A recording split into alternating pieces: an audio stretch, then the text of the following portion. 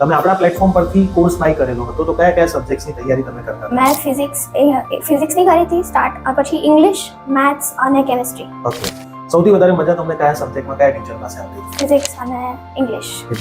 Okay. હવે આપણી platform પર ઘણી બધી ટેસ્ટ છે તો તમે કેટલી ટેસ્ટ એમાંથી આપી હતી? મેં ઓલમોસ્ટ ચેપ્ટર વાઇઝ બધી ટેસ્ટ આપેલી છે અને ફૂલ કોર્સની પણ ઓલમોસ્ટ આપેલી છે. ઓકે, બધી ટેસ્ટ. હા.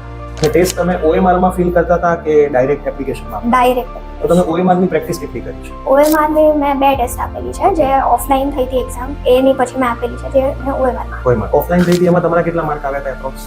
ઓફલાઈન થયા હતા એમાં મારા અપ્રોક્સિમેટલી 170 અરાઉન્ડ 170 અરાઉન્ડ આવ્યા હતા અને તમારા આમાં એની આજુબાજુ જ આવ્યા છે. યસ. મતલબ તમે જે મોક ટેસ્ટ આપો છો એક્ઝામની પહેલા એની આજુબાજુ તમારો DGCET ની અંદર સ્કોર બનતો હોય છે. હવે તમે એક્ઝામની તૈયારી શરૂઆતમાં કેટલા કલાક કરતા હતા? જૂન જુલાઈ સ્ટાર્ટિંગમાં 4 to 5 અવર્સથી સ્ટાર્ટ કર્યું હતું, બટ બીકોઝ કોલેજનું વચ્ચે એક્ઝામ આવી જતી હતી તો થોડું વધુ થતું. 4 to 5 અવર્સ કોન્સ્ટન્ટ ના કરે. રાઈટ.